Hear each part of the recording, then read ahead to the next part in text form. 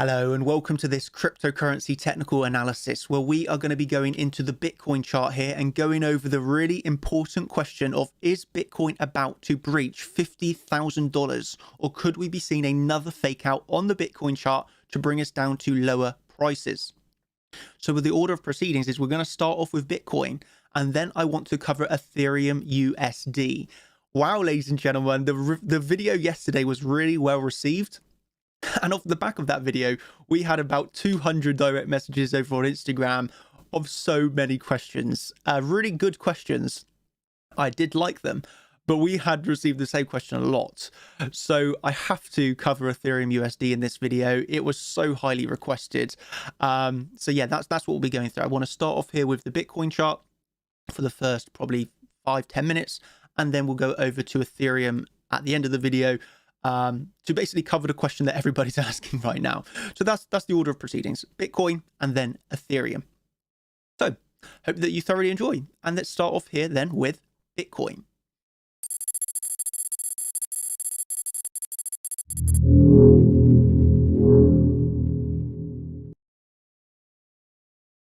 Bitcoin. I mean, a few things to bear in mind, in my opinion. Okay, well, firstly, we're on the weekends. Generally speaking, your larger traders are going to not trade the weekend. You have to remember the CME futures market is closed. You're generally expecting your institutional traders to take the weekend off. And this is obviously highly evident by just looking at the volume. You know, statistically speaking, the volume on the weekend significantly drops off. So this is something to bear in mind. So what does it mean if the volume is really low on the weekend? Well, it means you still obviously do have whales in the market that will trade the weekend. It's just you don't have as many of them. So what we mean by this is the order books are going to be significantly thinner. And I know this is maybe a little bit high level for too many people, but just bear with me a second. Basically, if the order books are thinner, it requires less volume to push price. So what this means is let's say for a $100 move on a weekday, it's going to take, let's just say, $1 billion. During the weekend, that same percentage move could only take, $500,000. Let's just say, for example.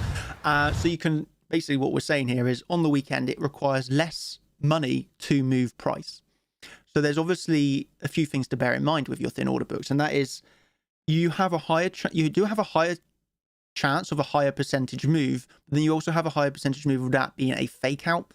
Because if the volume is, if the move is not sustained by higher volume, generally speaking, one would view that as high likelihood to be a fake out. So what does that actually mean for the Bitcoin chart right now? Well, that, in my opinion, this means that we are consolidating under $50,000, but unless we start to get those volume injections to push us through and sustain above $50,000, I personally would be cautious. Let's just say that I'd personally be cautious because you do have the high likelihood of a fake out if that volume does not sustain you, and obviously would bring you, if that is the case and we get a fake out, and this obviously could be a fake out just simply after this morning's swing failure pattern or a breach of $50,000 before coming back down. It would obviously bring you back down to your $47,000 support. That now is really crucial support. So you have that first 48,500, which was resistance, which one would say is going to be a support. And then below you obviously have that $47,000. Or the alternate scenario, which I personally feel is a little less likely today, but obviously one has to be prepared for it. And that is that we just blast through $50,000. You get a massive increase in volume and you just, you're heading straight up to, $54,000, $55,000. I personally feel that's less probable today, if I'm totally honest with you. I'm under that perspective right now. Okay, if we start to get massive increases in volume through $50,000, well, then obviously, we're going to be looking for higher prices, and one is not going to short that if that's the case. I think the way that I am personally approaching this now is I'm actually really happy to take the weekend off. I'm just doing this technical analysis video for you this morning. I'm going to get changed and go out. So I am actually going to be one of those traders that is taking the weekend off. So I'm going to basically let the market show its hand to me. Rather than trying to get involved here, well, I would say it's a bit of a 50-50 trade. Yeah, we could push up, we could push down. If I'm totally honest, I feel this is a gamble trade. If this was on a weekday, I'd probably be in here scalp trading. But as it's a weekend, I'm happy to say, I'll let the market show its hand to me.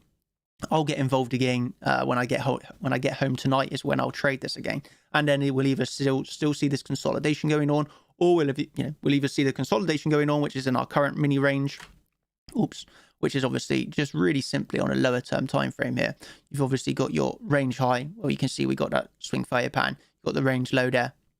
So we'll either continue to consolidate in this range, or alternatively, we'll look to break the high of the range and then you push to $50,000. Or alternatively, we break the low of the range and then we'll be heading back down to around probably about 47,000. So that's kind of the way that one could approach this if you want to trade the weekend. Personally, I'm going to take the day off, but there's opportunities should one want to trade this, I suppose. But I personally would be a little bit cautious on the Bitcoin chart. If I'm totally honest, I would be slightly cautious here, okay, because I'm just aware of the potential of a fake out. In terms of, this is the one, this is obviously for the Bybit competition that we're doing. And on this one, the way that I'm managing this is really simply, it's like, I'm just going to let this one run. Obviously, I got that really nice entry at $43,900. And this was, what, 5 days ago now I got that entry? Oh no, 3 days ago. Wow. So in 3 days, that account has increased almost by 80%. So the way that I'm going to continue to manage this one is essentially, if it pushes up, great. And if we get a fake out of this pattern, then I'm probably going to look to actually close this one and try and get a lower entry. So that's the way that I'm managing that trade for anybody that's interested. So yeah, that's kind of my overview there on the Bitcoin chart. So just for a summary of Bitcoin before we move on to Ethereum, I think that the volume is relatively low on weekends. That means thinner order books. That means the higher probability of a fake out. So that means I would remain cautious. Personally, I am taking the day off trading. I know many of my viewers aren't, and they're going to be trading this, but personally I am. And the way that I would, if I was wanting to trade this, okay, if I was wanting to trade the weekend, personally, I would wait for a lower price to buy in. Okay, if I was in no position, I personally would wait for a retracement.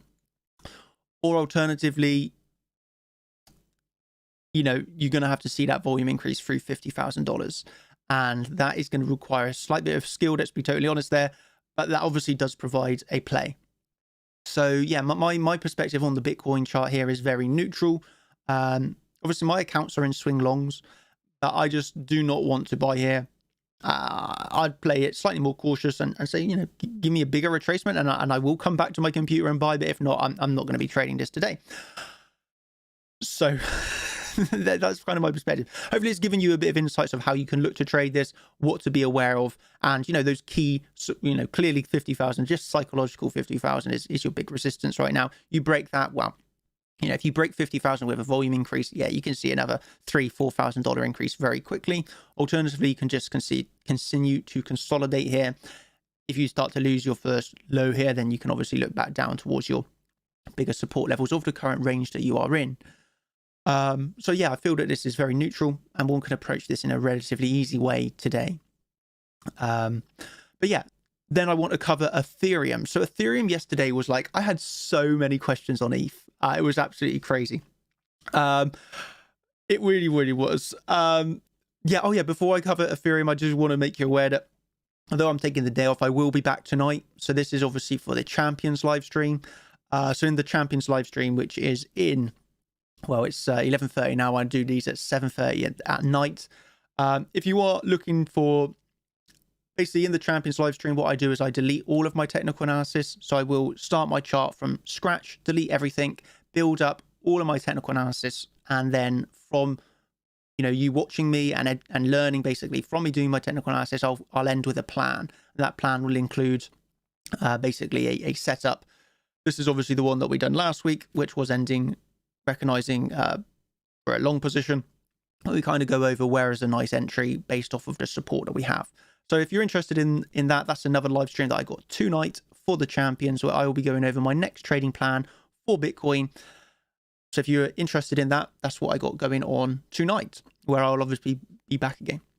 But yeah, to move over now to Ethereum. Wow. The comments on Ethereum were absolutely crazy, and I loved it. I honestly love you all so much. But a lot of people were like super super impressed about that call that I gave. And I want to give the education of how I actually came to this, because I think a lot of people were just like, that's magic. So for the people that aren't aware or didn't watch yesterday's video, we were referring to the prediction that I made where we had a pitchfork back on the 11th of February, so 3 days ago. And I was saying the low of the pitchfork and then the high of the pitchfork, but then how that also, adds in time to the perspective of this and then what's going to be happening next. So let me just play the clip for you really quickly. It only takes 5 seconds, so you just can hear what I was saying. And that's my opinion on Ethereum. And probably I'd say your next target, the upside 1,880. Support there coming in around 1,740. So really simply what you heard me saying there was we had the support 1,740 and the resistance 1,880. And what actually, from that prediction that I made there, well, this is obviously how it played out. We put in the low 1,741 and we put in the high 1,877. So literally where I called the low, we hit the low within 0.06%, and then the high, we hit the high within 0.15%. So that prediction, well, was obviously extremely accurate. And actually on Bybit, we hit a high of $1,882. So it did hit on Bybit as well.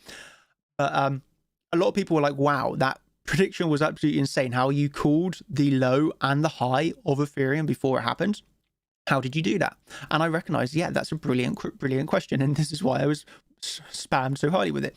And the way that I'm looking at this is, firstly, we have a pitchfork, but the pitchfork did not help me determine where the low and high was going to be with the precision of the dollar amount.